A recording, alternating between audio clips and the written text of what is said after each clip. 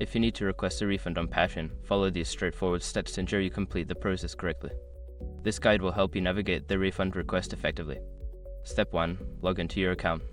Start by logging into your Patreon account using your email and password.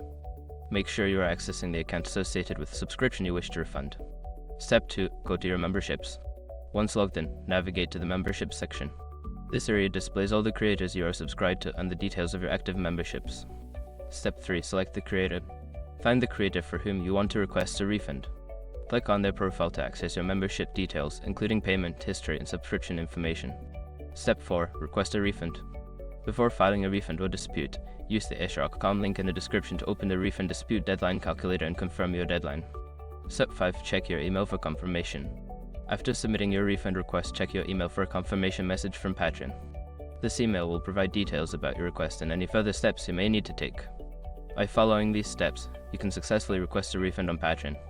If you have any issues, consider reaching out to Patreon support for assistance.